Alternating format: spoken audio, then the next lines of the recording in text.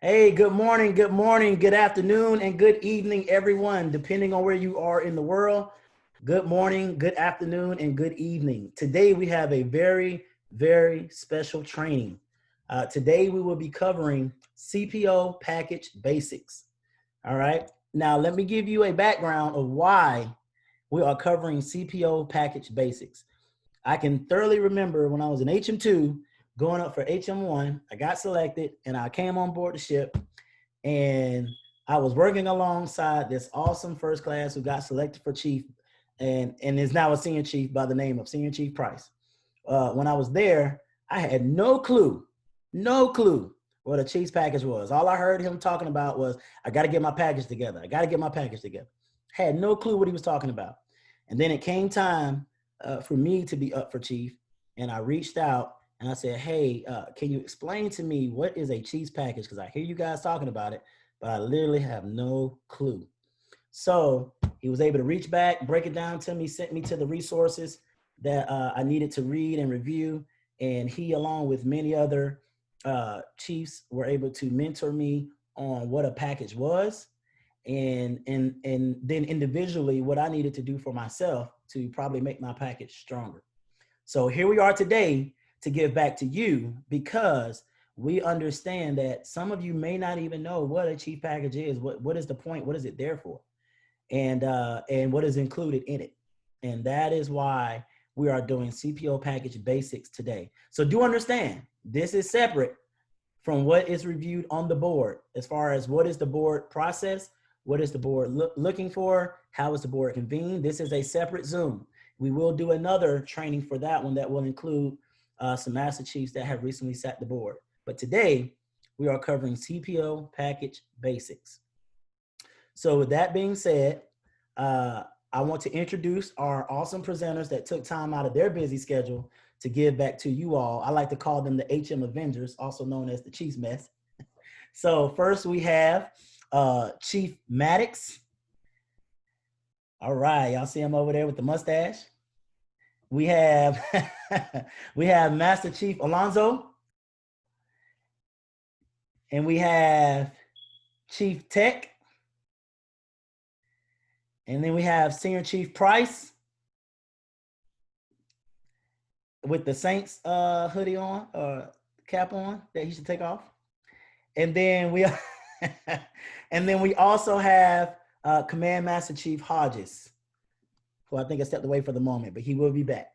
And then, of course, I am simply your host, Chief McCauley, who's here to just make sure everything is put together for you all.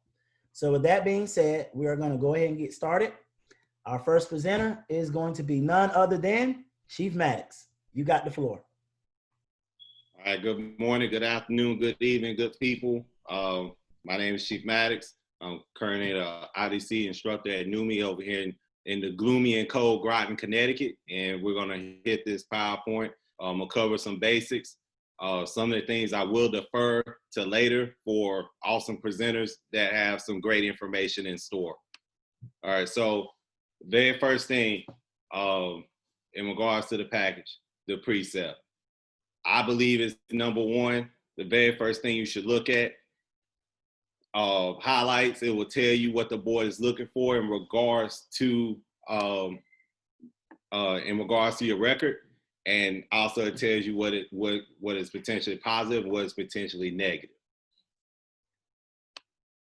Some of the negative detractors that are familiar in which Master Chief Alonzo will go over later on in the PowerPoint, and Chief McCauley will also hit on as well.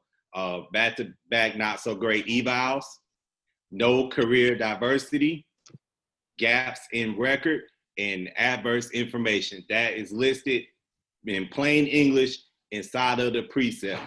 So make sure you hit that, read it, and like I said, we're gonna go over it in great detail. Things to include in the package. So evals that might not make it into OMPF in time, such as special evals and transfers. We all transfer at different various times in the Navy. Sometimes it might not make it in there in time. We're gonna go over ways to make sure that gets included, because there's a certain way that you have to do it. We're gonna dive into that. Awards. NAM and higher. Some people transfer and get NAMs, comms, and whatnot. Make sure that it gets in. MOVSM, education, whether it be civilian or PPME, JPME, you gotta make sure that gets seen, right? So those certain items might not make it to OMPF or can't go into OMPF because it has to be under a specific code. We're gonna dive into how you get that into your package. Sometimes these things might not appear in your OMPF in time. So if it's 2 to 3 months out, you might want to figure out a way to get that into your package so you can get seen. Again, timing is everything. We have to also understand that starting 2021, chief exam is in January, and then what comes around the corner after that, the senior chiefs and master chiefs, the chiefs and senior chiefs are sending their stuff in for senior chief and master chief around February and March timeframe, and then after that, Memorial Day weekend, the chief package is due for the first class. So you have to also understand OMPL could be bogged down with everyone's trying to submit their stuff in. You have everyone in Navy is trying to submit their stuff in. So you have to make sure you plan this out in advance, figure out your timing, get everything squared away. At the end of the day, remember, the best and most fully qualified sailor will get advanced. That's law. Everyone knows that. There is no secret on that one. Career summary. So this is just the basics. Some people like it, some people don't. It's your choice. Make sure what is on there clearly reflects your career properly, as in black and white, sitting on evals and records. A lot of things people tend to forget about is formatting and spelling. After all, it's your representation. You want to try to keep that to one page. And that, as I said again, this is the basic intro, and we're going to dive into that further. And reflections and questions. Obviously, loads of questions in the chat. We have wonderful people that took time out of their day to make sure you guys get the information that you need. It's your package. Put your best into it. It's your representation to the board. This is what they see, right? So you get one shot a year. You don't want to blow it. So take what you can, load up that clip as much as you can, and fire effectively. And that is all I have. Chief McCauley, I turn it over to you.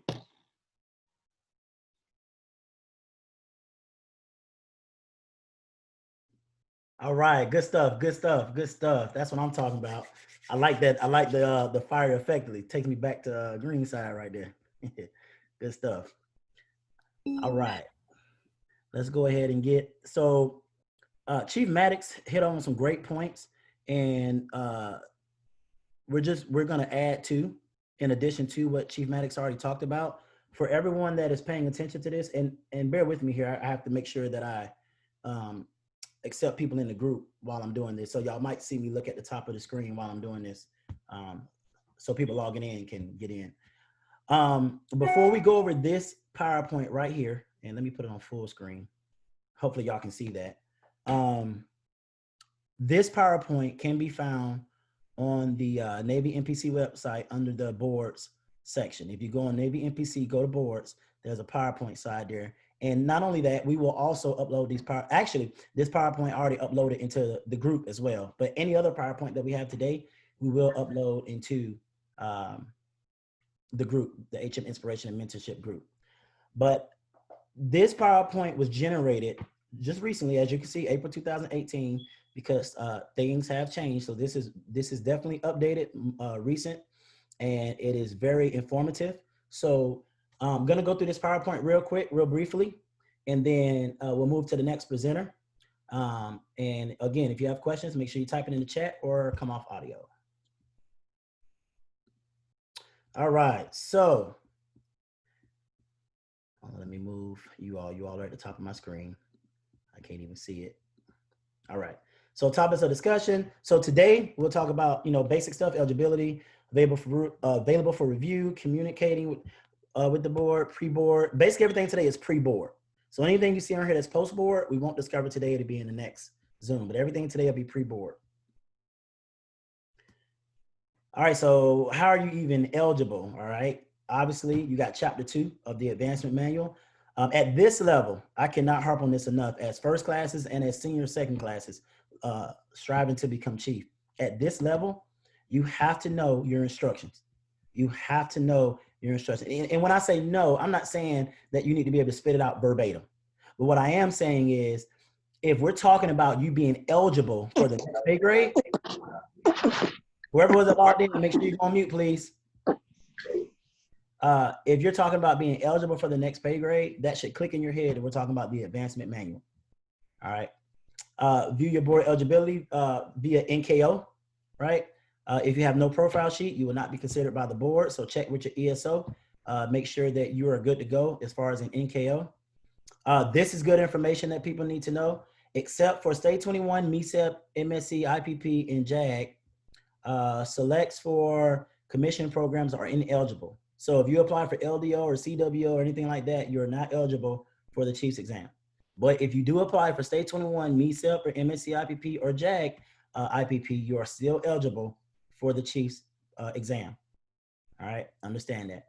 Fleet reserve versus retirement request. Voluntary, so if you voluntary, basically prior to being mandated to put out, versus involuntary, which is higher tenure.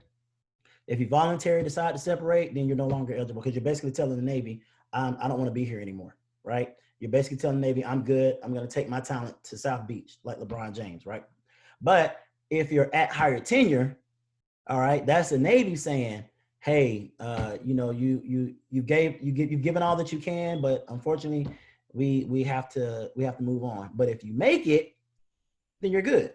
So basically, you're still eligible if you're approaching higher tenure. But make sure that you check these dates right here. Must be in an eligible status on July 1st for EA E9 or September 1st for E7. So I know that can be confusing right now. My response to that is definitely talk with your command career counselor and your chain of command, because they can pull your worksheet and check your time and rate and all that good jazz, and make sure that you're within those dates for eligibility. Uh-oh, we got a newcomer. Make sure you go on mute, please. Security clearances, make sure that you're good. And there's a reason why they put this in here, because there are some rates that you must have a security clearance in order to be eligible for promotion. I will tell you, for our rate, make sure you have your security clearance. That's the best thing I can tell you. Make sure you take care of your finances and things of that nature. Make sure you're doing what you need to do to maintain your security clearance. For the Chiefs exam, it talks about the in-theater CPO board waiver, not automatic. Command must get validation, and you must be boots on ground. So there's an admin that came back out in 2007 that basically, if you were deployed during that time, as long as the command sent the waiver up, then you could be waived from the actual CPO exam. That's what that's speaking about. And by all means, any presenters, if you want to intervene at any moment, you are more than welcome to. All right, you must maintain CO's recommendation for advancement. Now, while this may seem small and minute, this is where it is paramount that when you get your eval, you actually look thoroughly over your eval and not just your promotion recommendation. Because if you look at your eval and let's say administrative oversight is the key word we like to use. Let's say that it's accidentally checked that you're not recommended for advancement, then you just been invalidated. You're not taking that exam. So I have not had that happen to me, but I'm sure that has definitely happened to sailors in the past. So just check your eval, look at it thoroughly. We always tell sailors, look at your eval administratively first when you get it. Look at it, make sure your social's good, your name is good, all the administrative stuff is good, and then start reading your block 41 or 43 or whatnot to see what it says. All right, here we go. So OMPF, and this should pull up some pictures for you, but OMPF, here's what you need to know about OMPF. Field codes 30 through 38. And let me see, there we go. I'm gonna go back, but I'm a visual person, so I want you to see this. When you go into your OMPF, over here, it says field code at the top, right there. All right, the board, when we're talking about a package, the things that they're looking for is codes 30 through 38. So 30, and I don't think I can scroll down, so you have to just see it in here. But when you go into your OMPF, you can look at your field codes 30 through 38. Anything that's in between there is what can be looked at. All right, let me go back. Field codes 30 through 38, available BOL, OMPF, my record. We're gonna dive more into this later. All right, the presenters are gonna talk about these, but your performance summary record PSR, available via BOL, part 1 and part 3, because I don't think anybody that's on board right now is pre-1996, especially if you're HM2 or HM1. If you are, maybe you're reserved, I don't know, but you ain't active duty. So part 1 and part 3 is what you're gonna look at, and then candidates letter to the board. The presenters are gonna speak on this. Accuracy of these 3 items may be the difference between a select and a non-select. I cannot hit that enough. Accuracy of these items may be the difference between a select and non-select. Why is that important, Chief? Well, because you'll have sailors say, well, I did this and I did that, and I did sustain superior performance. I did what the precept and convening order says, like what you guys are talking about, but I didn't get selected. Well, this is why we're talking about the package today, because let's say that you want to apply, I'm gonna put this in layman's terms as like a civilian job. Let's say you want to apply to go work at Google or Amazon. And let's say that you meet all of the requirements to go work at Google or Amazon. And the human resources department for Google and Amazon says, submit us a resume that shows us that you are competent for this job that you're applying for, meaning you have the educational background and the experience and whatever else, right? And let's say you submit them a resume and they also get, for our rating, let's say they get 1,500 other resumes, right? And let's say on your resume, you leave out something that Google or Amazon is looking for that position, and you did not get selected for that position. You know that you did it, but on your resume, you didn't put it, or something was incorrect on your resume. At that point, that is your fault, and it's your accountability and responsibility to make sure that it's there. All right, that's what I want to make sure I hop on today for you with. That is, you might have done it, but if you don't display it to where the person is hiring can review it, then you might not get hired. And it's the same case for the CPO selection. You might have done what it is that is in there, but if it's not in here, then we don't know. Or should I say the master chiefs that sit the board, they don't know. All right, let's move forward. So you've seen this, right?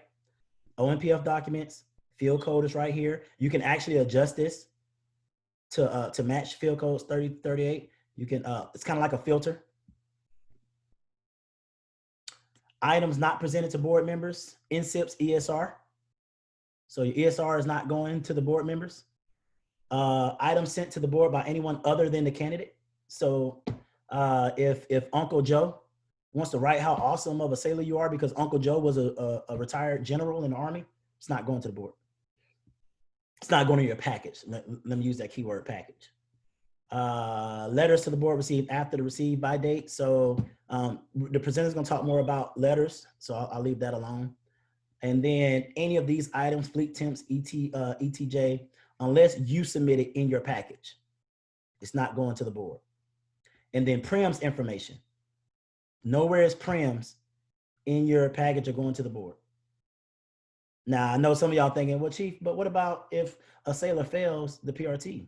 Well, now that goes back to knowing your instructions and knowing about evals and documentation of things like that. But we'll talk about that later too. All right. If you want, if you see this down at the bottom, if you want the board to consider items not in your OMPF, you must submit them yourself. All right, your letter to the board. So again, presenters are going to speak more on this, but this is your only method to communicate to the board. And that's why I talked about Google and Amazon in the resume mindset. You got to think about your package as your resume. You don't know these master chiefs that are sitting the board, and they don't know you. What they do know is this package that you're sending in that speaks about you. So this is the only way that you can communicate with them. You're not picking up a phone and calling them. You're not FaceTiming them. You're not Zooming them. You're not showing up where they are. This is your communication. It must be received by the cutoff date, which is in the NAV admin that comes out every single year of when the packages are due. All right. Consider having an experienced board member review your OMPF with you, which we'll talk about at the end. And do not send originals of any document, because if you send the original and you don't get selected, how are you going to send a copy of the next year? So you always make copies of any originals. Do not send duplicates of items already in your OMPF. We'll talk about that later as well. And do not highlight items on your documents mailed, and include your full social on each page submitted. The presenters will talk more about that in regards to the package as well.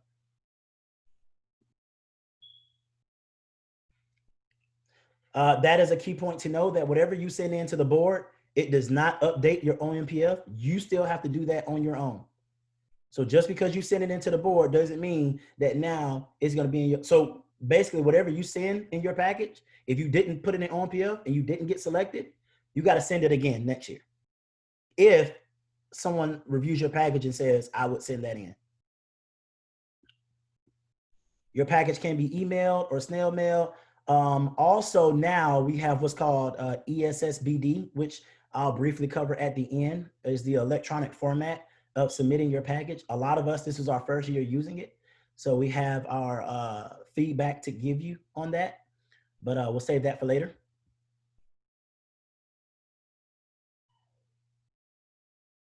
I talked about board. We're not going to get into board today. This is what Chief Maddox spoke about in his PowerPoint, and some of the other presenters will speak on too. The precept is your general guidance for the entire board. The convening order is the specific guidance for that board. I'll say again, the convening order is the specific guidance for that board, meaning this is what you guys are going to do during this board. This is what you're looking for during this board, but we'll talk about that more later. All right, this is where you can go to get this PowerPoint, and all board information is MPC, right? See where it says boards over to the left, and then you can click on general information, or you can even click on CPO selection boards, and you're good to go.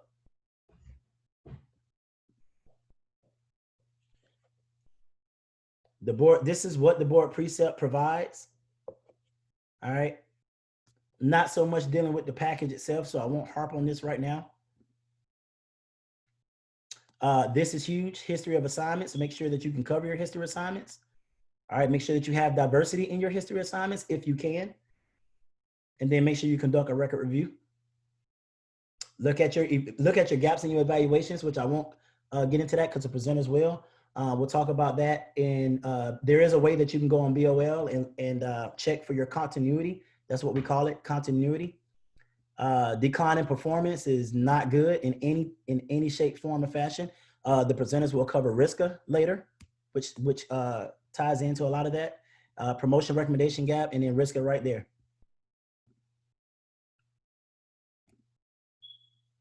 All right, so understand that, because I'm not sure that a lot of people know this, but promotion is vacancy driven. I think that's a big key to understand. Promotion is vacancy driven. So for example, right now we have 2 master chiefs that are presenting today.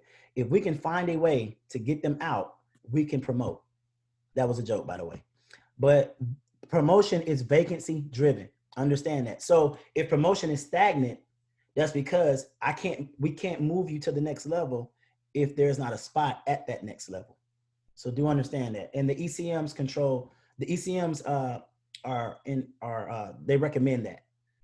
It is approved by CNP and is made public when the board convenes. That's when the quotas come out. And definitely understand this last quota, this last billet right here.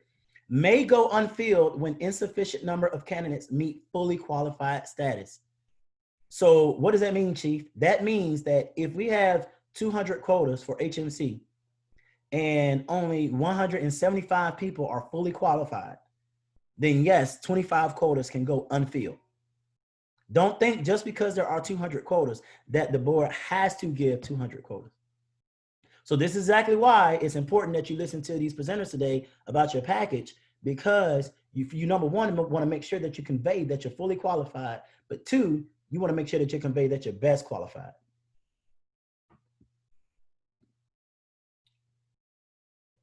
All right.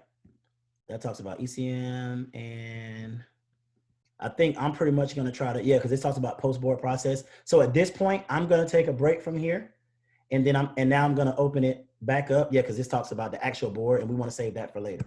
So now I'm going to stop sharing, and I'm going to move to our next presenter. We're next gonna go to, let's move with Chief Tech. Chief Tech, you're up.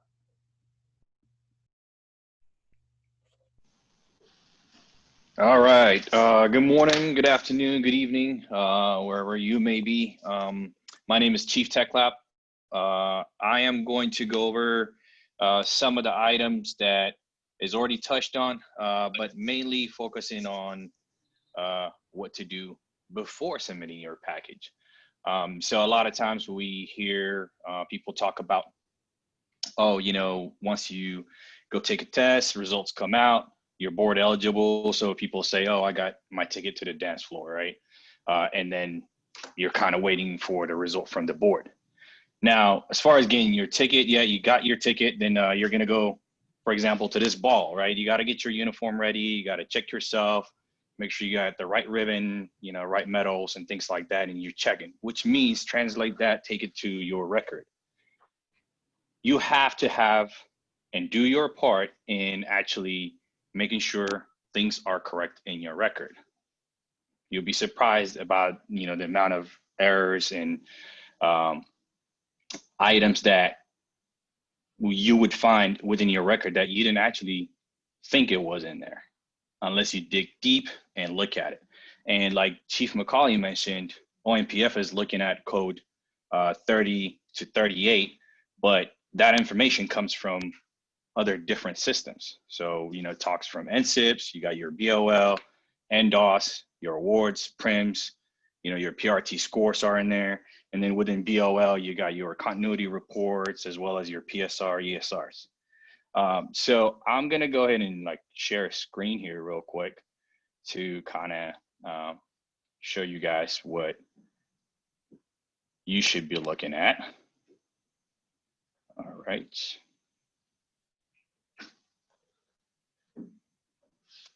All right, Chief McCauley, can you verify if my screen is shared? It's blank right now. It's just gray. Okay.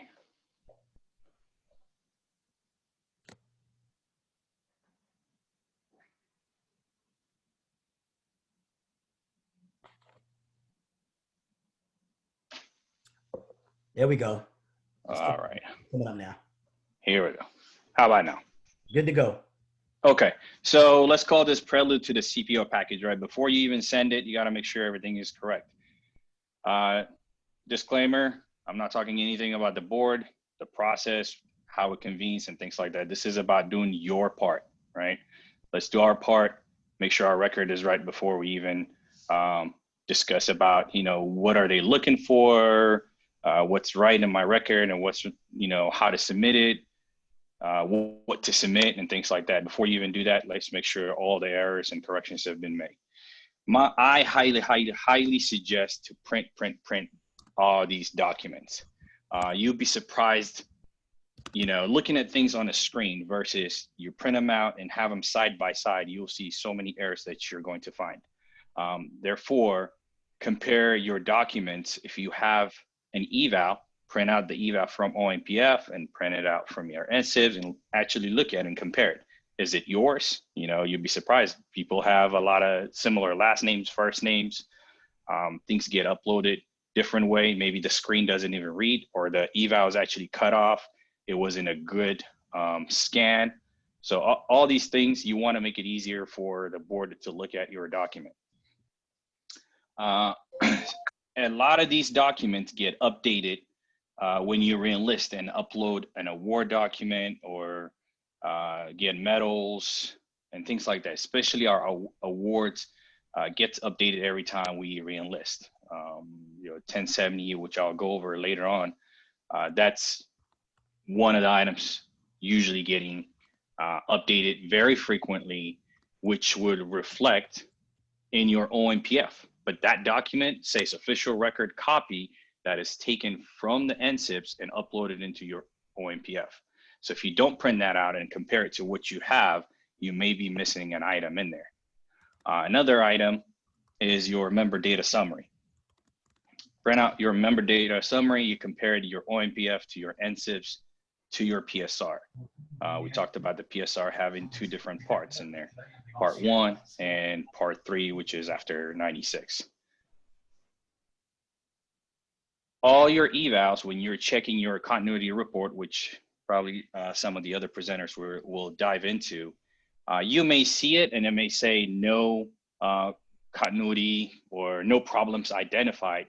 But when you actually print out and look at it day for day, you will actually find gaps. And I've seen these items on different documents. Everything I'm sharing here is either something I learned as I was going through the process of submitting packages, or things that I've seen on other shipmates' record. So when you go back as far as you can. You know, normally we say 5 to 6 years, but you know, it wouldn't hurt to go back and see if there's any erroneous documents or things that weren't submitted on your behalf. Some letters, some evals get extension letters. Check those to make sure the extension takes you to the point of the next eval. Therefore, you're comparing your block 14 and 15s. And like Chief McCauley said, you know, you get your eval, you look at it, I got EP, good to go. And then you go ahead and sign it, that document becomes official and it's uploaded. But you may have an error on block 14 and block 15. So I highly recommend to have your old eval when you're signing your new eval to make sure your 14 continues to 15 and so forth. Awards. This is another one that is commonly having errors. Your fleet temps record versus your NSIFs, your NDOS. You may not have all the items in there. Your 1070 880 sometimes may show, you know, like I've had records where it said like I had 7th NAM. Trust me, I don't. So this is where you may find, you know, somebody may mistype it easily, and then it may be uploaded in your NSIFs, and then that moves over to OMPF. For every award in your OMPF or on your 880, you want to make sure you actually have an official copy of the award uploaded in OMPF. Prints, go as far back as the system allows you. I've had a very interesting record of a sailor. Twin sisters, same last name, same date of birth. But one of them had the record of the other one in their prints.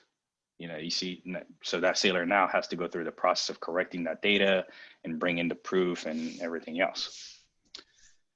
All right, history of assignments, same thing, compare it both. Training and education, this is another one. You may have a degree, associate's degree, bachelor's or whatnot. That item, if you don't see it in your PSR, then you want to go and check in your NSIPs if you have it. If you do have it, then it's a matter of a phone call or an email to get that, make sure included into your PSR. If you don't, then you probably have not submitted, or your school may not have sent them the official transcript directly from the school. So, you know, Navy records, it doesn't always accept the degree that you send from your address. It has to officially come from the schoolhouse. I mean, from your college. All right. So like I talked about, you know, compare your NSIFs, NDOS, OMPF, all the other systems, print out, lay them out, and highlight your errors. Check every block for accuracy. And then if you do find the error, you know, some of them are just a matter of a phone call. I've been able to correct items, just, you know, calling the help desk for NSIPs. Some of them you'll be required to send a document. This is another one that has common errors, your warfare devices on your PSR. You may not see your warfare devices or all of them. You may be FMF, SW, AW, you know, whatnot. You may not see all of them. So make sure, first thing, you actually have the page 13 copy of it in your OMPF, because that's your official document. And NSIPs folks are going to want to verify that. So you pick up a phone call to NSIPs and you ask them, they're going to ask you if that document and if you have the page 13 in OMPF.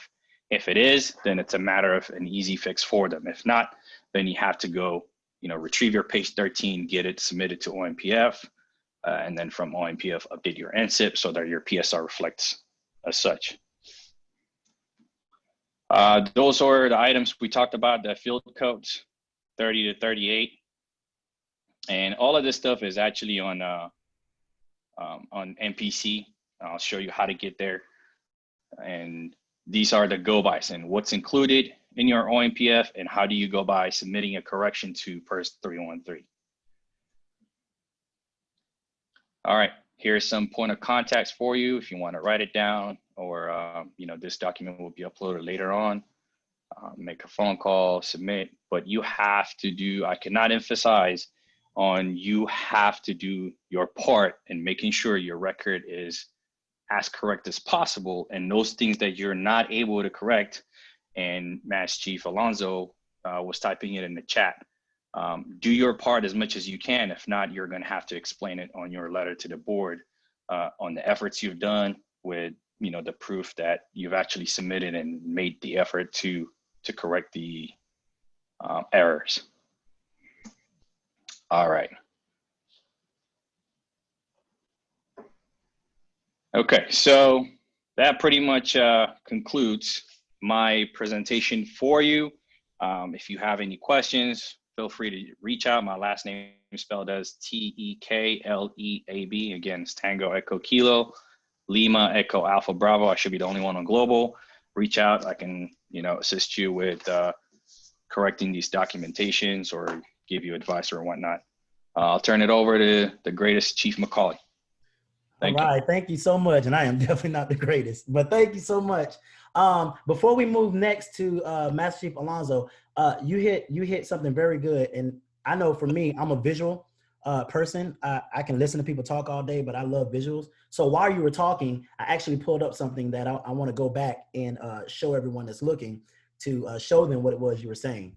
So if you guys were paying attention, Chief Tech mentioned about gaps in the evals and where you can go to check it. And now remind you, he also did say that even though you can do this, you still need to go look at your actual evals. And I think even Chief Tassel put that in the chat box. But if you can see my screen, I have BOL pulled up. If you go to your BOL, and if you go right here where it says CCA FitRap eval reports, all right, click on that. And I should still be logged in. There we go. It's gonna pull up this screen right here, and it says Performance Evaluation Continuity Report. If you click on that, all right, these are all your evals that are in OMPF. And if you look down here at the bottom, one, it'll let you know if you're at any board, and two, it'll let you know if you have any. This will tell you if you have any gaps or not. Now, once again, even though you go and do this, still go back and review your actual evals, the documents, to trust but verify type ordeal. But this will run an electronic check to make sure that all of your evals are in order. All right. So that's exactly what Chief Tech was speaking about. Good stuff. Visual guy. I'll have this pulled up for any presenter if you want me to go anywhere in here today. All right. Stop share. And next we are going to go to the real greatest, Master Chief Alonso. Appreciate that. How you doing, team? This is Master Chief Alonso. I'm the Surface IDC Program Manager at the Bureau of Medicine and Surgery at BUMEN. Thanks for having me today. So I just have a list of kind of some notes, some best practices, things I've learned along the way. But I do want to open up with thanking Chief McCauley for this and all of his sessions that he's putting together. These are awesome, and I really wish I had this as a resource coming up the ranks. So great job on you for that. So my number 2 thing on the list. So there's many perspectives, right? But it's your package. You're going to talk to a lot of different people. People are going to tell you, again, do a career summary, don't do a career summary, do this, do that. I usually share my letter to the board with all of my mentors, right? When I was coming up the ranks, and every one of them is going to give me an opinion. And at the end of the day, I boil all that down and I figure out, what do I want to do now? Based on what everybody gave me, all the advice, all these master chiefs told me, this, that, or the other. Now, what do I want to put in my package, right? So that's kind of how you should look at it. Take all constructive criticism, take all inputs, but then make it yours, right? What do you want to tell the board? That's your opportunity. Number 3, always start with working with your local chiefs and mentors for mentorship there at your command, right? Frame it out, run it by them. You know, they're going to help you out with the format. They're going to help you out with, you know, their advice before you just fly into the world. You know, that way it's a little more prepared. It's a little more structured, and you get that focal mentorship there, boots on ground locally to get you started. My number 4 thing, the precepts and the convening order. Again, I think every single presenter's talked about that, and we can't harp on that enough. That is really the only roadmap that you have as to what that board is looking for. For those second classes that are on this line, good on you, real good on you. I really didn't look at what was needed for chief or really even get that mentorship until I was a first class, you know, getting ready a year from putting in my package. So that you guys are on this call, that's awesome, right? And start looking, so you have even more time. Pull that convening order, read it, and start functioning in the capacity that it's asking you for, right? I will tell you, for my best sailors, the ones that I think are ready to be the next pay grade, I will put best and fully qualified for HMC as their opener on their eval. That's automatically telling the board, this guy is what you're looking for. This is what we need. All right, but you can't make me a liar. You got to earn that. You got to put in the work, and you have to make it easy for us to put that as your opener or your closer, right? So use it as your roadmap and speak to it in everything you do. Try to speak to it in your evals, like I just discussed. Try to capture it by the goals that you get after, by the collaterals that you assume. How are you getting qualified? How are you leading? How are people growing because of you, right? Don't live within your pay grade. All right. It blows my mind when I sit down with sailors and I say, hey, what watch are you standing? Oh, you know, the whatever watch every other E6 is standing. I said, okay, why aren't you standing the CDO watch that the chiefs are standing? Well, can I do that? I mean, you're your own limiting factor, right? Get out there, get the PQS. And if somebody eventually tells you no, come back to me and let's get the yes. And if we can't get the yes, let's finish signing off your PQS. And then at every board and every eval, I can at least put, guess what? All he's waiting on is advancement. And then he's already ready to stand that watch. So who's best and fully qualified? So just think on that. Look at everything through that lens. All right, number 5, enclosures, right? Hit them with the big rocks. I usually say punch them in the face, but I wanted to keep it a little more professional for the call, but that's really how I say it. Punch them in the face with what you don't want them to miss, right? These mass sheets have been sitting there, especially in our rating, all day long, right? They're looking at tons of packages. The things that you cannot afford them to miss, send it in and make it easy for that grader to say, yep, oh, you got a bachelor's, you got a master's, you got a comm, you got you know, your officer of the deck underwear, whatever that major qual might be, right? Do not let them miss those things. Make it easy for that grader. All right. With that being said, don't be scared to send a lot of enclosures, right? I was telling the panel earlier, I sent 28 enclosures in when I made senior chief, and I sent 21 when I made mass chief. But again, they have to be of substance, right? Don't send in everything. Don't send in your re-enlistment certificate, right? Things that are just low-hanging fruit. It looks like you're reaching. But if you have substantial things that you don't want that board member to miss, and I'll rattle off a few examples, right? Major qualifications that set you above and beyond from your peers. Education, right? If you have a degree, it might be somewhere in your eval, but you're relying on that little couple of words in that block. Just send them in your degree. Send them in your degree. US map, right? It, again, might be a couple words on an eval 6 years ago. Send in the US map certificates, right? It's asked for word by word in the convening order for US map. So send it in. Don't let them miss that. Big awards, designation letters, missing items. Send those things in. It's okay. Don't rely on them to catch it in one little block or little word of the eval. But again, don't send in everything. Look at it through the lens of what really matters and what you can't afford for them to miss. Heavy hitters.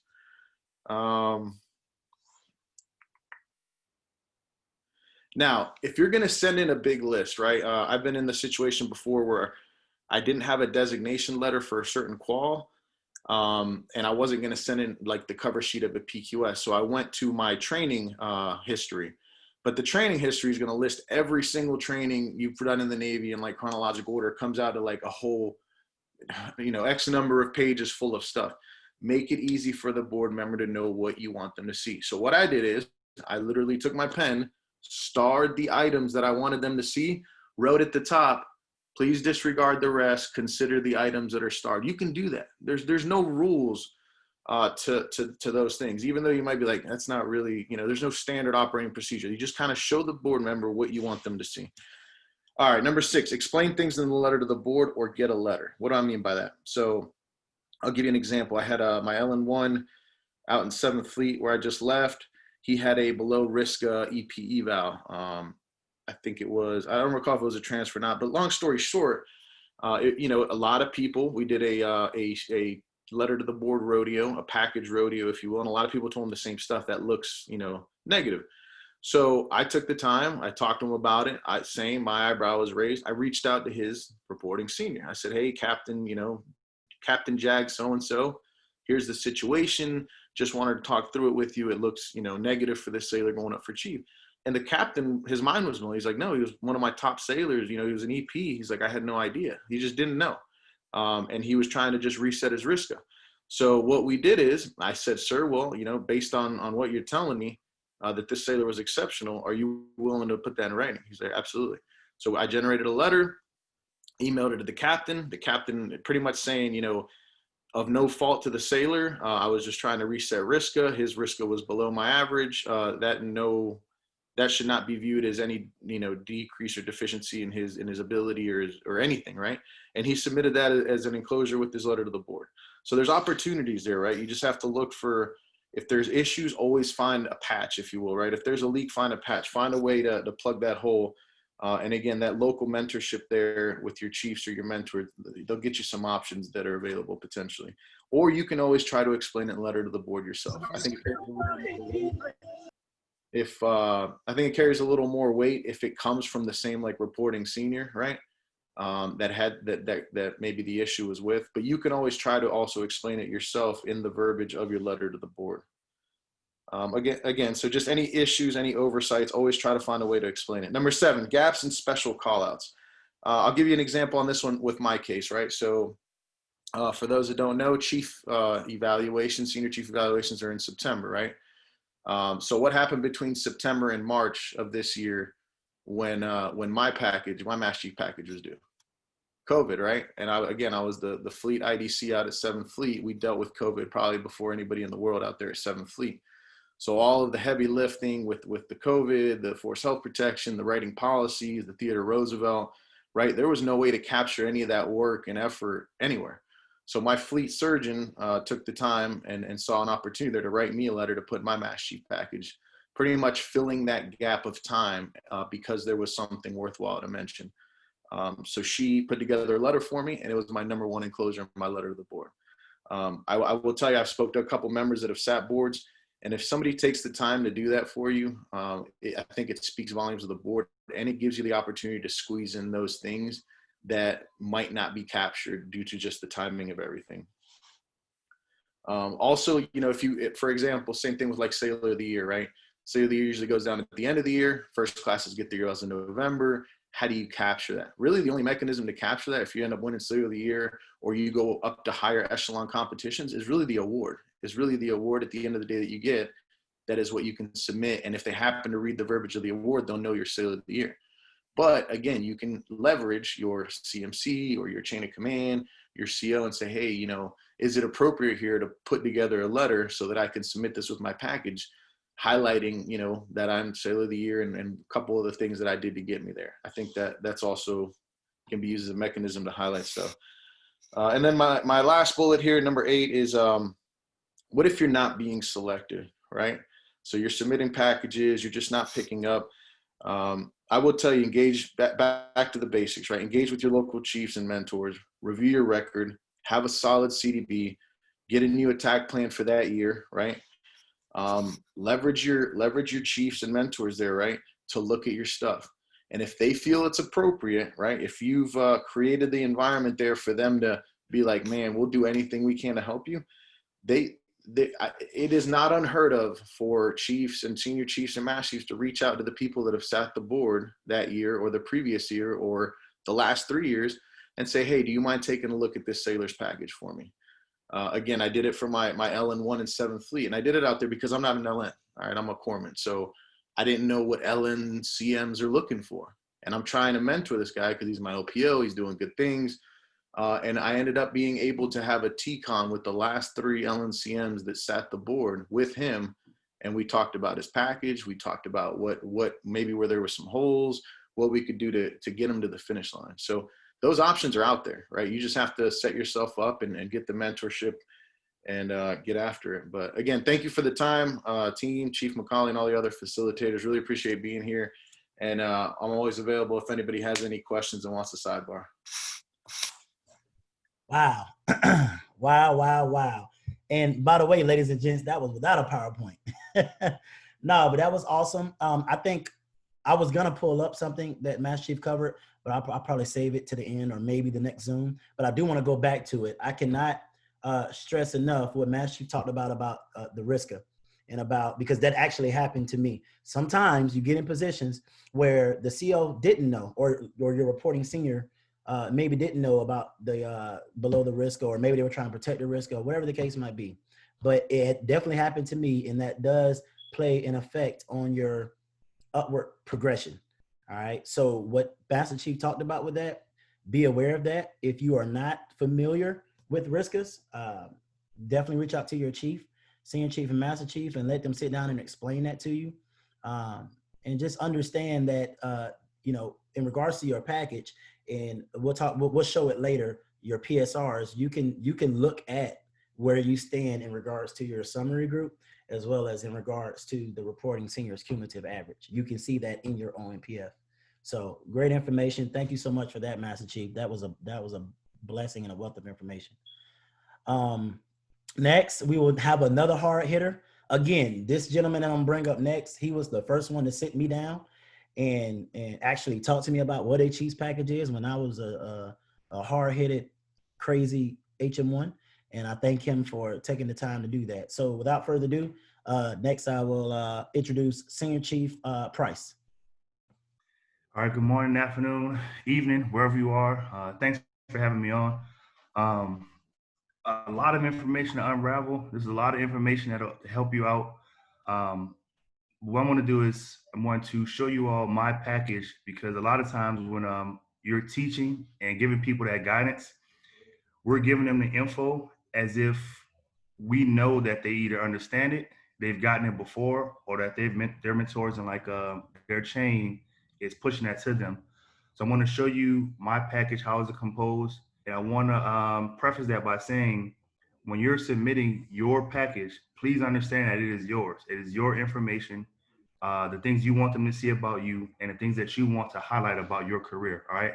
No two packages are alike. The information is not the same, and there is no cheat code where, hey, he submitted this, so this is what I'm going to do. All right, I just want to make sure y'all understand that. While I'm getting this together, I think one of the questions in the chat box were one shipmates asked about RISCAs trending to the right, and I told them that great questions, but I think you're going to have another Zoom call that kind of directly touches on that. Let me see. Let me get this real quick. I will say, while you're getting that pulled up, for any of the presenters that are here, I do not have a problem at all if anybody wants to speak on trending to the right. The board Zoom that we're going to have is really going to be geared more towards board processes, what happens at the board, and just pretty much the rest of the PowerPoint that talks about the board itself. But if anybody today wants to speak on trending to the right, you are more than welcome to do so. I want to confirm before I start. Can you all see my my screen? Absolutely. All righty. So this is the package that I submitted for Senior Chief, my EA package. All right. First and foremost, when you're submitting your package, you have to go back to where Chief McCauley highlighted, which is the NPC in the general section of submitting your letter to the board. Yes, everything is ESSB now, but you still have to create everything to get it ready to get sent, right? There's a format from the from, the to, the subject. It literally tells you everything to write. And I think on ESSB now, it's just like little boxes that you go in and type the info in. But that format has to be correct first and foremost. As you go through, like Master Chief Lonzo said, you are dictating what your enclosures will be. You want to make sure that in a small amount of time you have to gain those Master Chief's attention, like you said, you want to make sure it's substance. You're not wasting their time. So try to avoid sending duplicates of things that's already in your record, because now you're just telling them, you see this, but I want you to see it again. It's not memorable. It doesn't add anything. It doesn't add any type of value to what you're sending. So for me, I have 13 enclosures, but those 13 enclosures do not account for how many pages are actual submissions. All right. So as you can see, I also put my enclosures in the importance of what they are, and they're separate. I'm kind of OCD like that. But I have everything that I achieved at my current command, so they can see that this is the most current. This is what I felt was the most glaring. Then as you go down, there's my degrees and all of the courses that show here's what I'm gaining as far as knowledge and education through the Navy. Then it's everything that I'm learning to give back to the Navy. Then it's everything that I did for myself. All right. So you see my MTS degree. I'm on shore duty at a detachment for education. However, MTS is kind of like the warfare device for that command. So I had to make sure to highlight that's what I got first. My 2 degrees, but I want you all to understand in your record, a lot of times when you're submitting your stuff to OMPF, they don't have your physical degree. They have your transcript showing that you got all the credits. They are not one and the same. All right. You can get a transcript and still not graduate. So I wanted to highlight that I physically have the degree in hand to show them that, because it's not my OMPF. The Command Navy Leader Development, that's the replacement for your DO Petty Officer NDOC. So I wanted to show them, hey, this is what I'm giving back to the Navy from your courses. The SCJ PME 1 and 2, if you are not in school or you have no plans to go back to school to get a degree, I highly encourage you to take these courses, because it's another form of education to show the Navy that you're not staying stagnant. My PME, my MDEC course, which is a prereq to go to MDEC, which is a great course for all HMs that are E7s and above. I was one of the advancement exam writers not too long ago. So we went in, rechecked through the questions, rechecked through the tests. So if you have any issues with the test, sorry, I help with the questions. I don't put the test together, just throwing that out there, all right? Lean Six Sigma, Semio course, JBase for all your lab techs going on ships, and US Maps. What I can explain to you is, if you notice, all of these are either courses or some type of training or something that is being given from the Navy to us that is not readily available in your OMPF or on your PSR. Nothing that I submitted is on any of those documents, all right? So then we'll go through it. At the bottom, you usually have a small space to highlight what it is that you want to tell the board in small sentences, right? So for me, a lot of times you hear about detractors. Oh, all thing you do is go to sea. You've never changed commands, or you've never been in a different type of atmosphere. You're too comfortable. Well, for corpsmen, it is very hard for us to guarantee we're going to sea. Even though they tell you, hey, you've been on shore all this time, you got to go to sea. That is not something that's easy to do. You're at the whim of the Navy, the detailers, costs, does it make sense for the Navy, and all these other things. With my Navy assignments, it's even worse, because you have to put in like a resume. If that command isn't checking you off in the top, you really don't control that.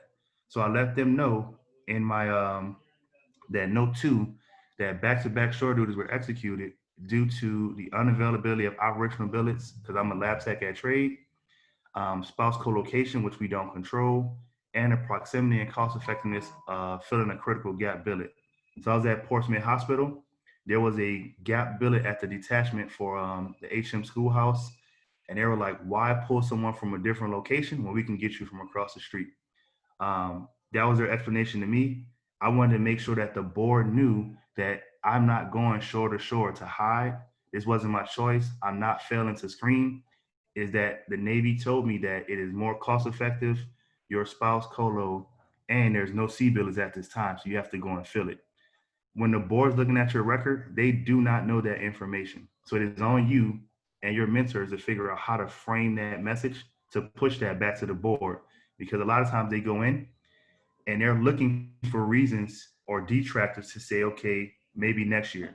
So you highlight what you're doing to make that better. Of course, you sign it. It's not written in there, but I like to put thank you for your time and consideration in my package, because I know they're tired. I know they're like constantly scrolling through thousands and thousands of pages. So just a little bit of something, Southern hospitality to let them know, hey, thanks for what you're doing, because they don't have to do that. As you go through, each one has some type of importance on there. What I want you to understand is that as you're looking, you know, your specific board will have instructions on what to submit.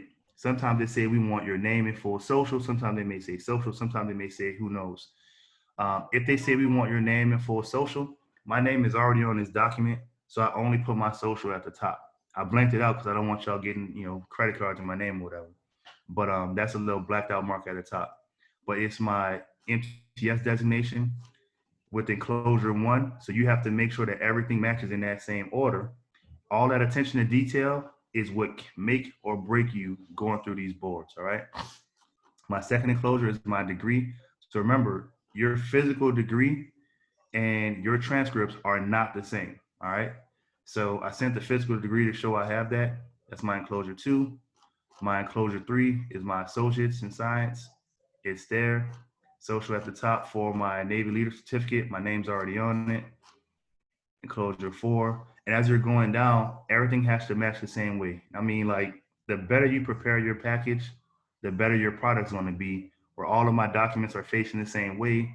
All of my enclosure numbers and socials are in the same space on each document.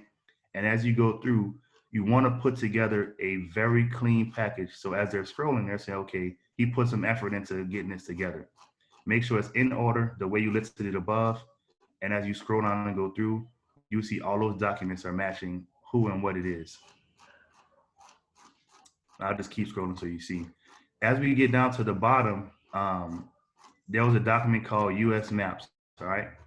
So US Map is a program that Navy put out there for you to get kind of like certificates highlighting what you've done in the Navy according to your NECs or your job. That's kind of like verified through the Department of Labor. I've got 3 of them. So on my letter to the board, I put US Map once and I put 3 pages. That lets them know what they need to look for. So as you can see, it was my enclosure 13. I have another US Map that's enclosure 13, page 2, and another one that's enclosure 13, page 3, being that it's the exact same type of enclosure. And I wanted to highlight, hey, there's 3 pages of them to make sure that they understood that it's not me making a mistake. It's not me submitting something in duplicate or triplicate.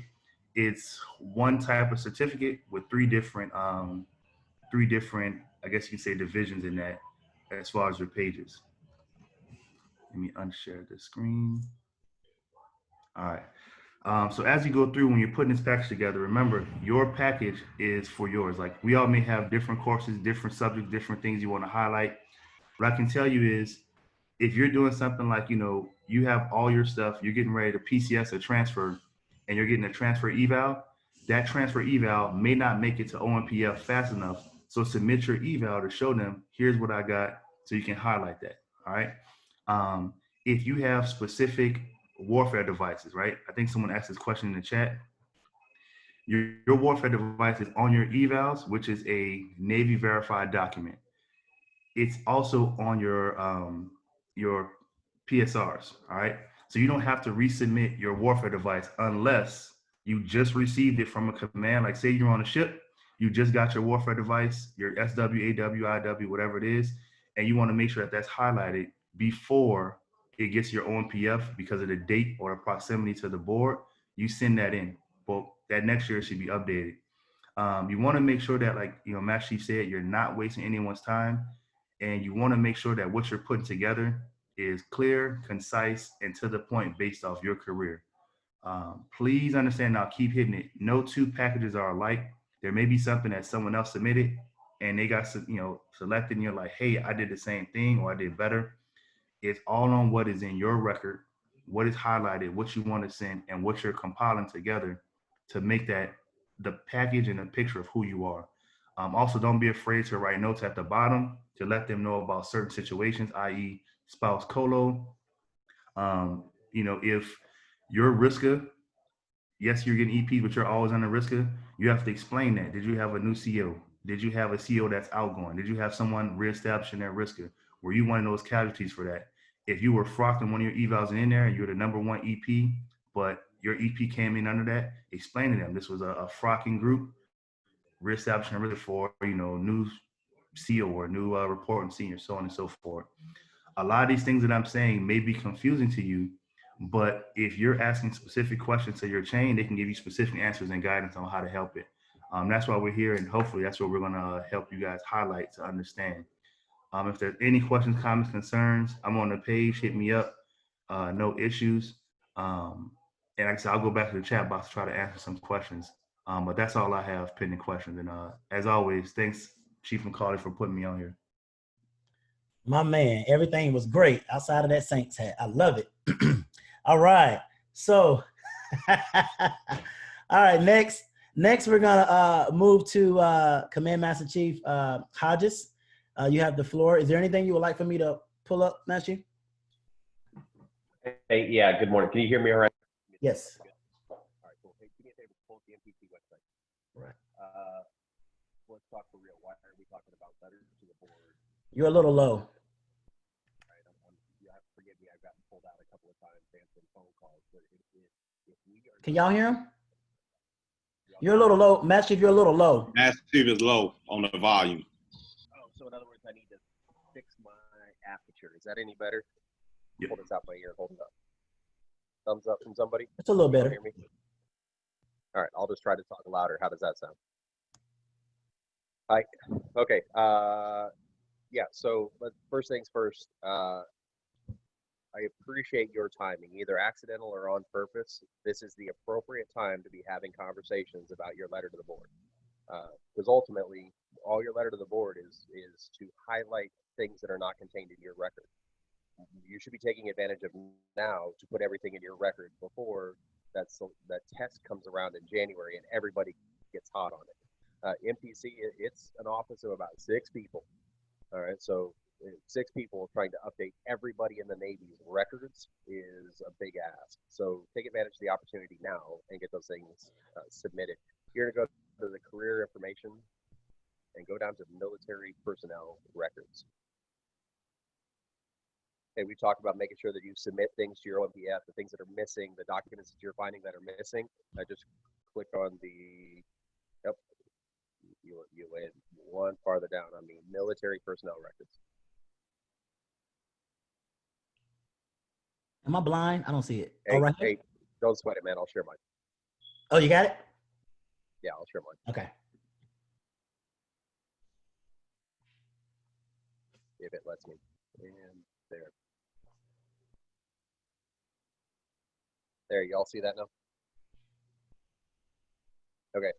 This military, if you go to the MPC website, career record management, bam, military personnel records. This is your answered question. So anything that's missing from your record, this is the how. How do you submit things to your record to actually get them included and submitted? When are things going to automatically update? Take some time now and read through this section. Become dangerous. Right? The biggest thing that we suffer through is we expect other people to care as much about our career as we do. Some of you will be fortunate enough to find that person. For the rest of us, we have to self-educate and make it impossible for the board to say no. So educate yourself. Become dangerous when it comes to instruction. This is the nuts and bolts how to make all of those record changes, because there are some things that have to go through third-party agencies before they'll get included in your OMPF. This whole section and all the stuff that's over there on this side of the screen here will tell you all the different ins and outs and listed records. Bam, see if it'll change. Tells you which MilFERS man articles cover each document. Document submission, other agency requirements. College degrees, they have to go through a separate agency before they'll get included in your OMPF. You have to send them in here. Oh, I love this one. Document submission responsibility.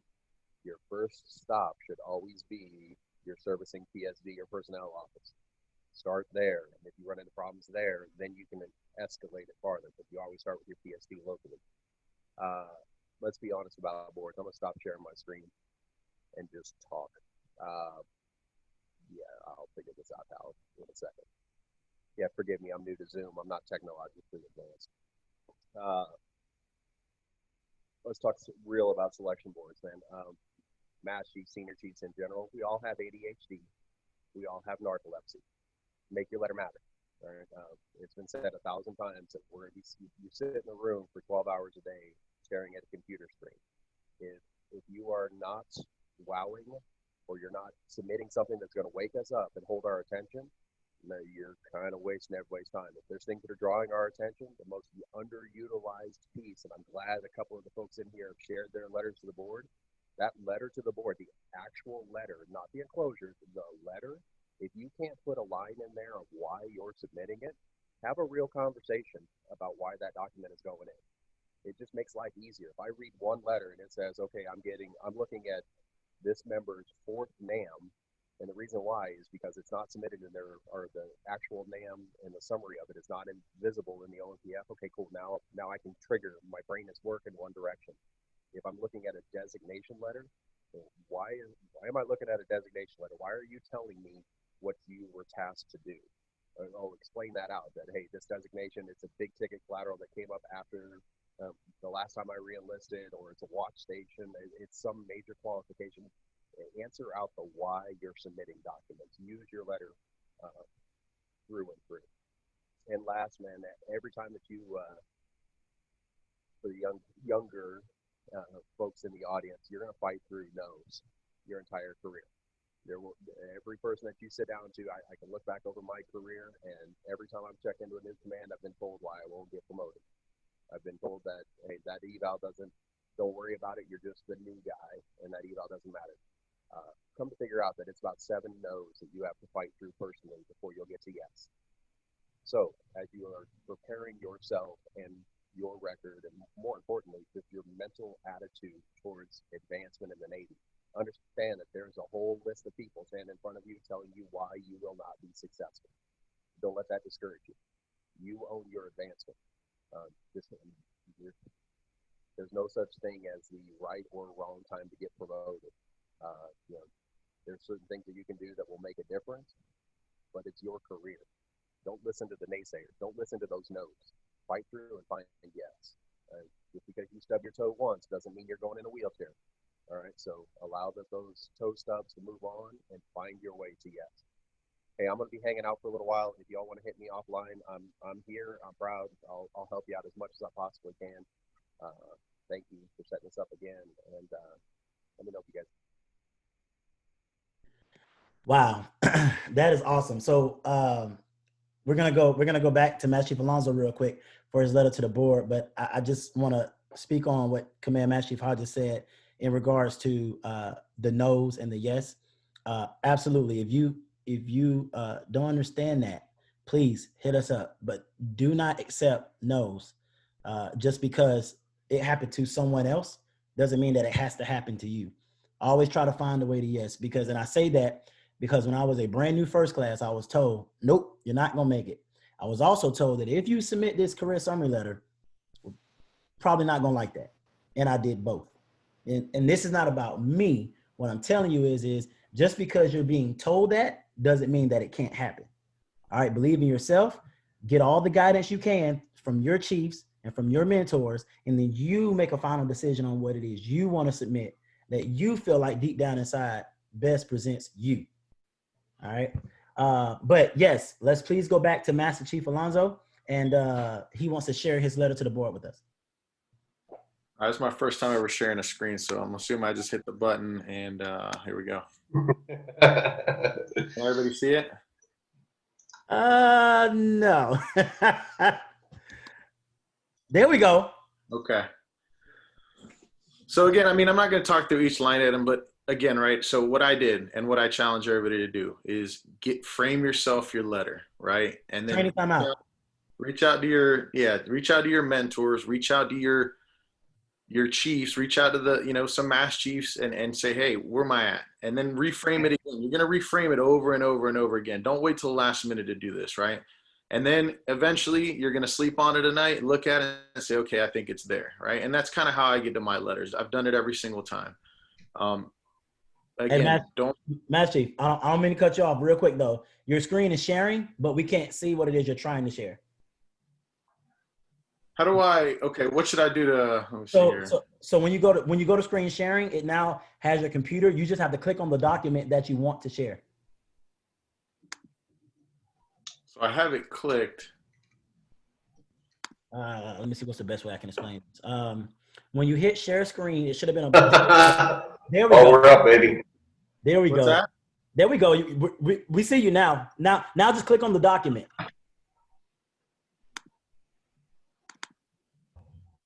There we go. Okay. You guys not seeing it before? No. It was just a plain white screen at first, nothing on it. I tried to do Gotcha. a training timeout. Yeah. So yeah, I mean, again, right? Framing it, you might start off with the lengthy list, right? And then the goal is to kind of whittle it down, get some sanity checks, and then at the end of the day, it's your list, right? So for example, I'll give you an example. My number 14, my air warfare. Did it trigger in OMPF or in PSR right before the board? Literally like right before? Yes. But I thought it would speak to the board that as a senior chief, I still went out and got my air warfare and it was brand new. So I threw it in there. You know, some mentors were like, you don't really need it. But I just threw it in there. It's just personal choice, right?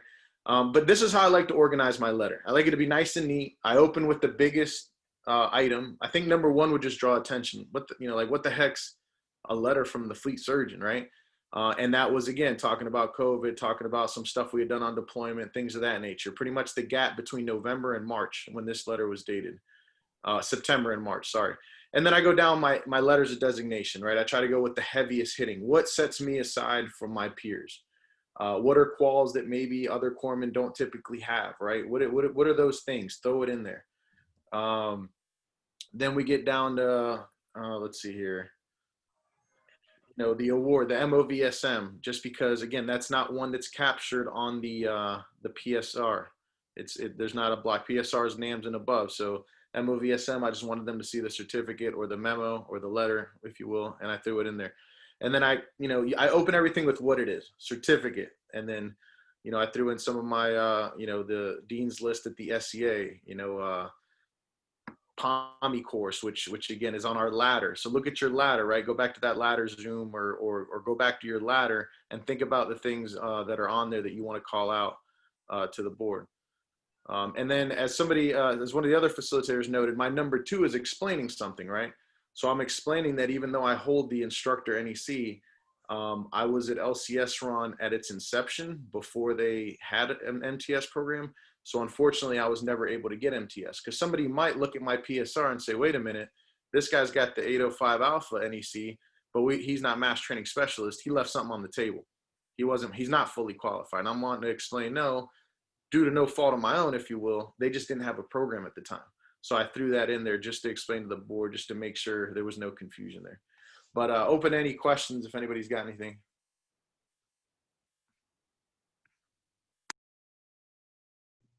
All right. Hey, this has been awesome, and we're not done yet. Man, you guys. So before we get to all of the questions, there's one thing I think I want to add with this, because we've covered a lot of information, and the topic today is CPO packages. So just to make sure all the second classes and the first classes out there that you understand this, with your package, there are, first off, every command that I've been at typically has what we call a CPO package review, right? And this is where all of the chiefs, the senior chiefs and master chiefs come together. And we typically do maybe a round robin or something, or something to where we want to look at all the first class packages. And typically in a basic package, here are some items that we request to see. Definitely your evals, at least your last 5 evals. And we'll get more into that later as far as, the years and the actual board. We'll talk about that at the next Zoom. But at a minimum, we want to see your last 5 evals. All right. We definitely want to see and I'm going to share my screen because again, I'm a visual person. Share, and now I haven't been on here in a minute, so it might log me out, but last 5 evals. So you go on BOL, go to your military personnel file, my record. It might kick me out since I haven't been in it. Yeah, I figured that was going to happen.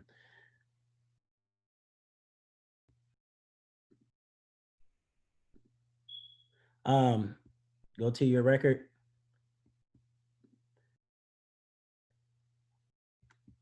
OMPF documents. So again, we want to see your evals, right? Go pull up your evals. We also, some will want to see what's called, and they talked about this earlier, your 1070, 880, and 881, which is down here. So some might want to see your training, education, and qual history just to see what quals you have. And so again, remember, we talked about this earlier with field codes, right? Right, the field code is right here. And remember 30 through 38. So everything I'm talking about right now is within those field codes that we talked about. But 1070, 880, and 881. So 881 is your training and education history. And then if you come over here, you can look at your most recent one, right? So it looks like mine is what, 2010 or so, or actually I should have an updated one somewhere up here. 18 right there, yeah. So and again, another presenter hit this too. Remember, these are updated at re-enlistment. So when you re-enlist, you should, if admin does what they're supposed to do, it should update. But sometimes that doesn't happen, and you might have to add the stuff through the routes that Command Master talked about. But they might want to see that. They might want to see your 1080, which is your award record, right? Which has your awards on there. And Master Chief Alonzo just covered something that I was going to hit too. I'm glad he mentioned this. If you got your MOVSM, you have to send that in with your package every single time, because your MOVSM will not be in your award record. So you have to send that. I mean, it won't go into your OMPF. So you have to make sure that you send your MOVSM in every single time. Please know that. Other things that we'll want to see outside of your evals, those documents is, of course, now if you have any negative documents in here, then we need to see that, because we need to see what this negative document is, such as maybe a NJP or something like that. But we don't need to see your member data summary. Civilian education will be in here, so you could print that out if you want. And that's pretty much it, unless your specific command wants to see like history of assignments and stuff like that. But also in BOL, if you go back, this is where we talked about another document that everyone that we would want to see is, if you go to PSR, and we talked about this earlier, PSR right here. And again, nobody on here is before 1996, at least not, that's an HM2 and an HM1. So you click on part 1, right? And it'll pull up this information. And then you can click generate PDF and you print this out, and we want to see that. We definitely want to see this, because we want to see there are things that the chiefs and chiefs master chief are going to look at on here, such as your education, your NECs, your history of assignments recently, and then your awards, because this is where they're going to talk to you and help you make decisions on based on what it is for your individual package, what you should add to your package going to the board. So for example, mine has 2 comms. If I really have 3, then they're going to say, well, you need to add that 3rd comm in there, if that makes sense. So your PSR, and then go back, there's one other. And then also your PSR part 3. All right, so part 1 and part 3. And when you click on part 3, this is where some of y'all had questions about, click generate PDF. This is where some of y'all had questions about RISCA and things of that nature. This is where they're going to pull up. This is where they're really going to get down to the weeds of your evaluations. So they're going to read your evals, and then they're also going, and I know some of y'all are reading my stuff right now. Listen, I have nothing to hide. It is what it is. But, you know, this is where they're going to look at what you call trending to the right and things of that nature. So I'm not going to get into details today. Another presenter can, but this is where I will say, this is where you sit down with your chain of command, and they actually do a thorough scrub of your PSR and look at if you're trending to the right or if you are below RISCA and things of that nature, because this column gives you your individual summary average as well as your reporting senior's cumulative average. All right. And you can see where you stand versus where the RISCA is and all that good jazz. All right. And so that's what we want to see. We want to see those documents at a bare minimum for a CPO package review. And then that's when you sit down with that chief, senior chief, and master chief, and then they will, you know, they will talk to you about what you should and shouldn't submit with your package. So I hope that visual was helpful to some of you HM2s and HM1s out there. And then at this point, I'm now going to open up the floor for any presenter to give any remarks that you want to give. And at that same time, any sailor that's out there This is your time to generate your question in your head and either type it in the chat or come off audio and ask the presenter. So any presenters, do you guys have anything outside of what we discussed, or do you want to add to anything that we've already discussed?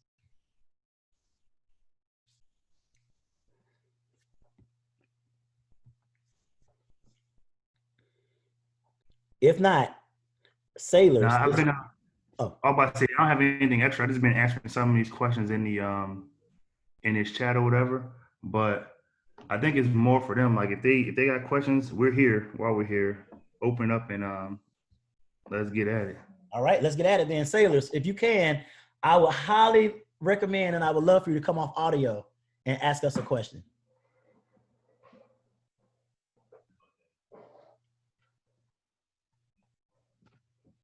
Now, you all are second classes and first classes. Y'all shouldn't be shy to talk to us.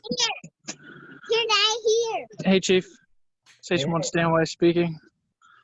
I just kind of have a quick question on the view of it when they're looking at the board. So you're talking about risks with the evals. Do they kind of take in account, like, for instance, I left Lejeune and then went to Great Lakes and had to get the Welcome Aboard P eval, but then picked up first class while I was there for a short time, and then I'm going to get another P eval. Are they going to take into account those type of situations, I guess I'm asking, with the risk of, because it was kind of out of my control? Because I would literally checked in like November and turned in my eval in December for the E5, and then got picked up first, and now I'm only going to have a 2-month eval of grading for my E6 exam or eval. Yes. Chief McCall, you gonna answer that? Or you want me to hit that? No, sir. These questions are for y'all. I'm just hosting today. So yes, the board will take into account, like they'll be able to see that, you just got there, you just made it, and you got it. However, right? I'm going to say, however, just because you got there and you just got an eval and it's the welcome aboard P, like what hurts a lot of people is when we assign that negative connotation to a P eval and say, well, it's a throwaway eval or a P. You must understand that with these evals, who cares about that letter at the bottom? It is what's written in that 43. If you're there for 2 months and you've done absolutely nothing, that shows us you earn that P. If you've come there and you still hit the ground, we understand it's a P, but that opener and closer can speak to who and what you are, whether it's hitting the ground, running, stuck in traffic, whatever it is, that will set off the tone of that. I made senior chief with P's and MPs, so don't let anyone tell you that a P is going to kill you. It's just, how can we actually sit here and say we can rate HM1 Stanway when you've only been in this, this little ranking group for 2 months? The P means you've done everything the Navy has asked you as a minimum, and you have not deflected away from what we do as a career option. So don't let that P kill you, but make sure there's something written in there. 1 month, 2 months, 30 days, it doesn't matter. All right. Thank you, Senior.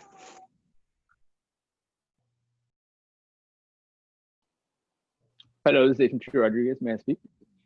Absolutely. The floor is all yours. All right. I kind of want to just touch up on that. That kind of goes along with how you guys said writing your letter to the board, right? You got to put it in writing and let them know, I only got this P because this situation happened and this situation happened. Is that right? So with the evals, so you wanna steer clear from explaining all the stuff that those match sheets on the board know. Like, yes, we want you to speak, right? We want y'all to talk. We want you to tell us your story. But you got to think, these these board members made Master Chief not by luck. They know their stuff, so they understand when it comes to the evals, the reasons behind it. They can see it. You want to save those blocks where you're speaking on things that's not so explainable that they can't see, i.e., you going shore to shore, or you never having a C billet because of your NEC, or something to the nature of, you got, say you were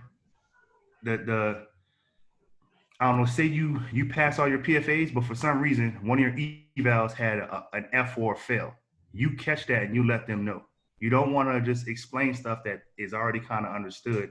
If you make a rank, you can be a 5.0 on your last eval, pick up a new rank. More than likely, you're going to be a P because you're brand new. We have nothing to show or see what you can bring to the table.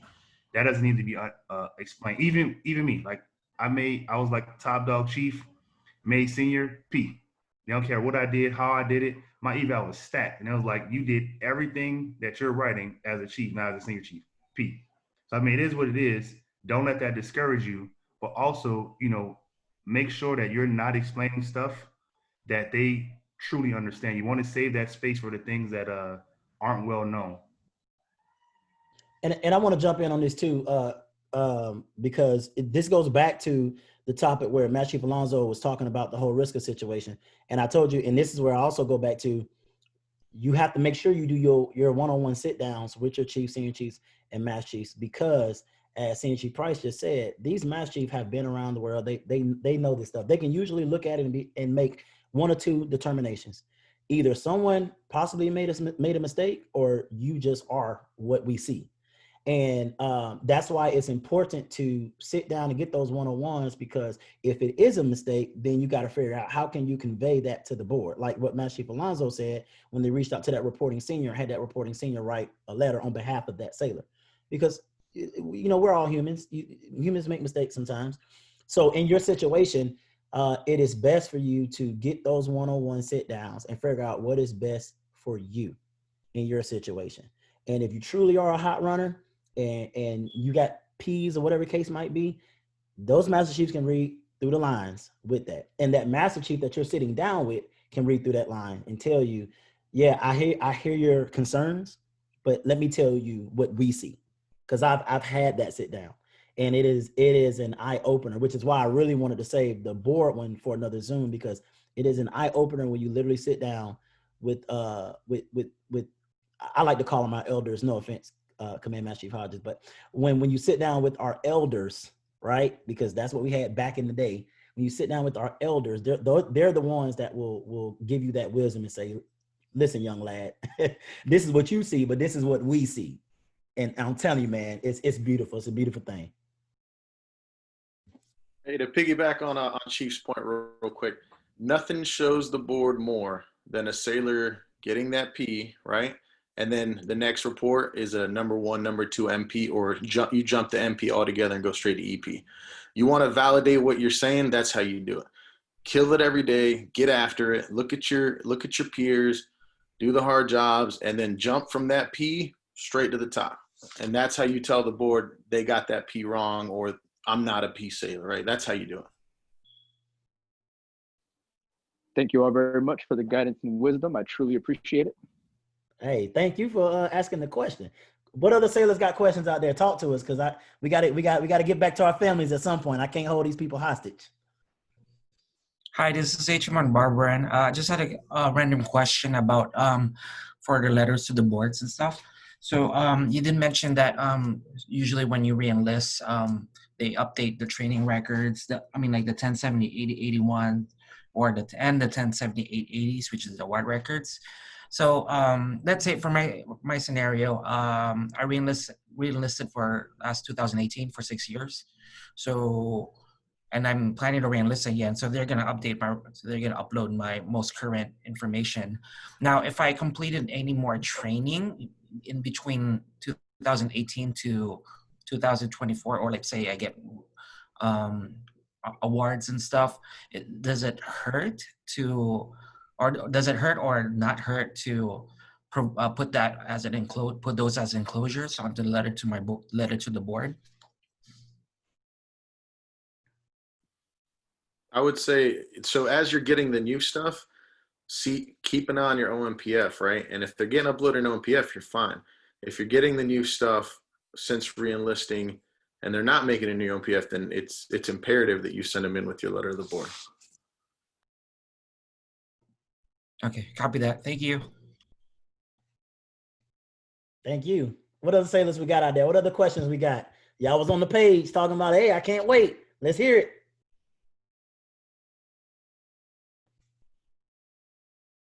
And I could be, most of the questions probably got answered in the chat. So, but for sailors out there, if you have any other questions, this is the time.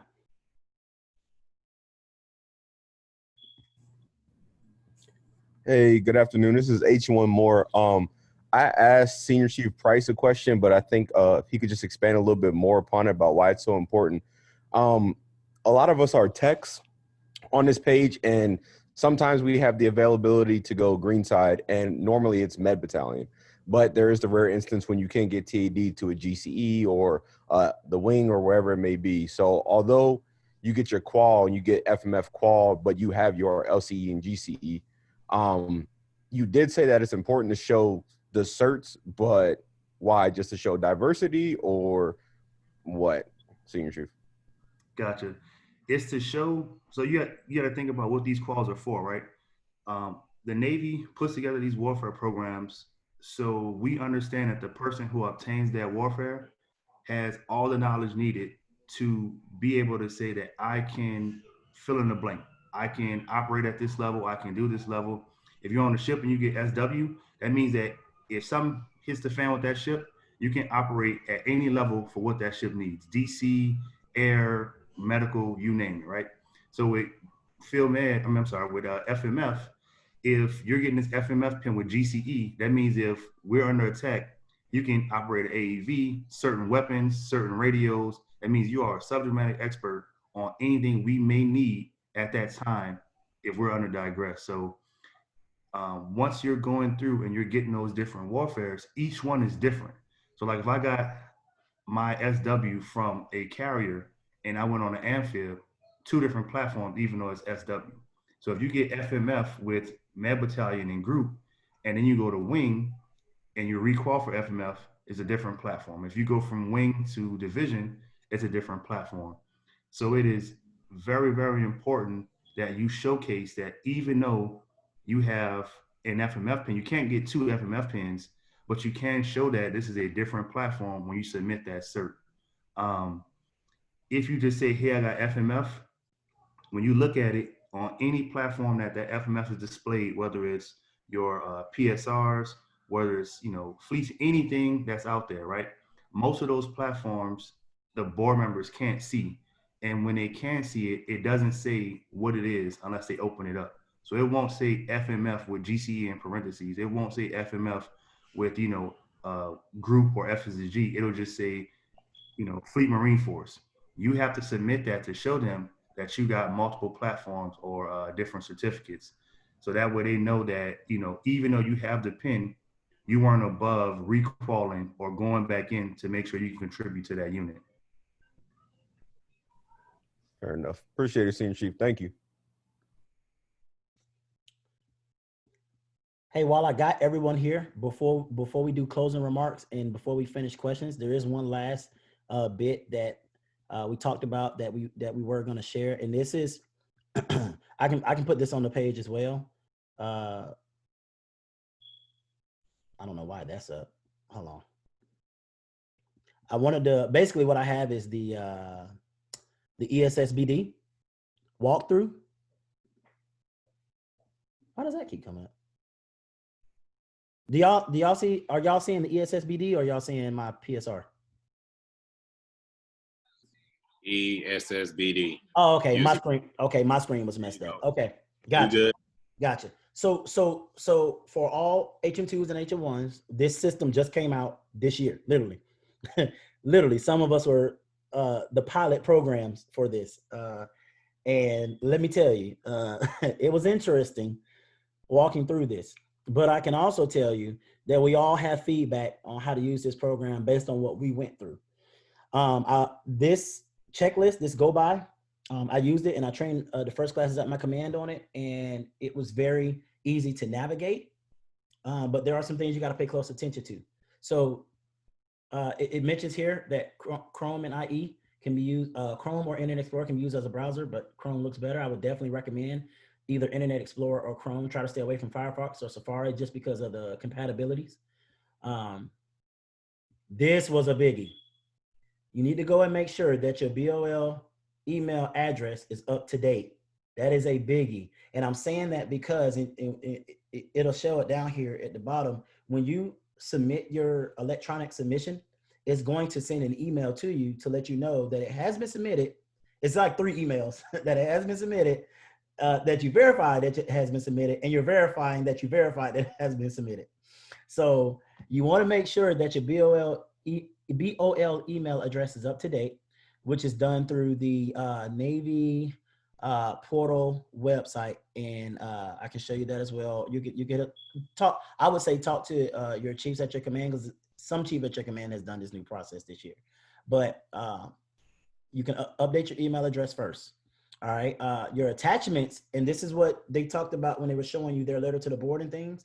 You need to make sure that your attachments are in a PDF format. You can't use the fillable formats. So it has to be like scanned PDF format. And each set of attachments has to be no more than 2 megabytes. So that's another, you see Matthew Alonso shaking his head. That's another lesson that we all learned this year when we were driving our minds crazy trying to upload documents. Depending on how you saved it and the screen resolution and all that good jazz, if you saved it and it was, so I'll give you an example, something like a certificate, right? Like a NAM certificate. If you try to save that thing like in the normal, and especially if it's in color, oh, that thing is going to be way bigger than 2 megabytes because it's just so much pixels and so many things that are going on that NAM certificate. So you need to make sure that thing is like black and white and basic ASF, okay? So you can get it under 2 megabytes. Something like a designation letter typically was under 2 megabytes because you typically just have your words up top and your paragraph and then your signature. So I recommended that if it was like I submitted, if I had like my MTS designation, you know, MTS, you either got the certificate and the designation letter. I submitted my designation letter because it was just way smaller than trying to resize that actual certificate. But that is a biggie. Ensure each attachment has a unique file name. So we'll talk about that down at the bottom, but whenever you upload something, like if you're uploading an MTS designation, you need to save it as, like for me, I save that as Macaulay MTS, something like that. Submit more than one attachment to a single letter if desired. Submit more than one letter if needed. That's what tricked a lot of us out this year when doing this electronic document. Because when you do it the old school way, where we did it through what you saw, Master Chief Alonso and Senior Chief Price showed their letters, we didn't submit, well, typically we only submitted one letter unless you probably made a mistake and you submitted one later. But for the most part, most of us try to submit one letter and get it right the first time and submit it. But here, it is actually okay really to submit one letter through here, because what we found out was if you had so many documents that reached, what was it, 10? I want to say it was 10, Master Chief. If you submitted like 10 documents, then you could not go over a threshold of gigabytes or megabyte space. So you had to submit another letter in order to do so. But this tells you how to submit your letter. You go to the My Navy portal, right? Click on Career and Life Events, go to Advancement and Promotion. All right, you're looking for ESSBD. And then when you get there, this is what ESSBD literally looks like. The page literally looks like this. And you click Start Process. Number one, Start Process. And then number two, you click Letter to the Board. When you click on that, these are some disclaimers for you. A disclaimer will come up. Here, you got to select the correct board. That's why it says number one. You got to find, a lot of people made this mistake this year. They went on here and they thought that they could literally just go to number two without actually clicking the right president of the board. Because in here, the chief selection board is not the only board that's in there. You got officer boards, you got almost every board in the Navy is in here in ESSBD. So you have to find your actual board president, which is in the nav admin, right? It tells you the actual board number and things of that nature, but you find your board. Once you select your board, it'll show up right here. Once you select your board, then you move to number two, which is where you go and browse and upload your actual PDFs, which are going to be your attachments. As you can see, if you click the right board, it'll show right here. So for us, it'll say president, CPO, board number, whatever it was for that fiscal year. All right. Go to number two, browse and upload, find where your documents are, make sure they're PDF and make sure they're below 2 megabytes of space, right? Click on it. And when you click on it, it's going to upload into here. It's going to show right here. So your file name, it'll say, like for me, it'll say Macaulay MTS, right? Over here, you have to click, you have to give it a title or description. For me, I just put MTS doc or something like that. So that way the board members, when they are pulling this down, they know that they're pulling up an MTS doc for me. And here is where you can see the size of the document. If it's good, you're good to go. If this file is too big, it'll be in red and it won't let you go. So you'll have to rescan the document.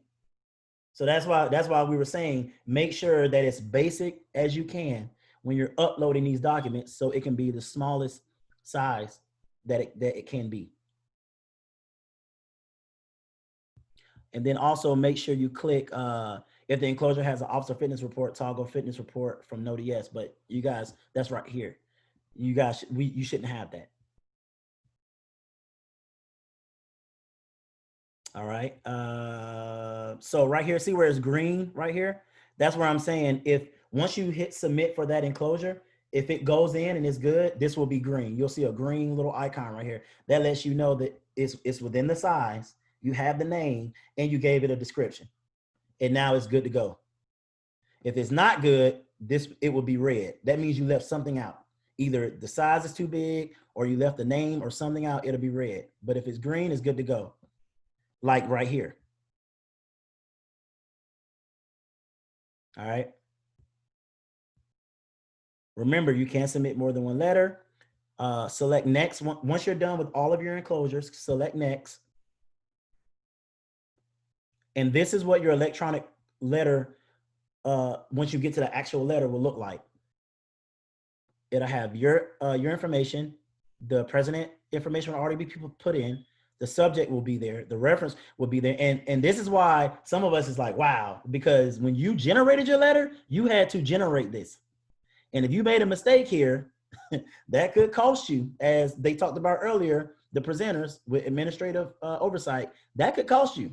So the fact that it's electronic for you, you should be thankful for whoever came up with this for the most part. It still got its little kinks it got to work out. But in here is where you still have to type your text. And this is where you saw in Senior Chief Price's letter about number 2, about going back to back. Master Chief Alonzo typed in his, I think I read, I can't remember the exact words, but Master Chief Alonzo had some information in there about his letter. This is where you talk to the board.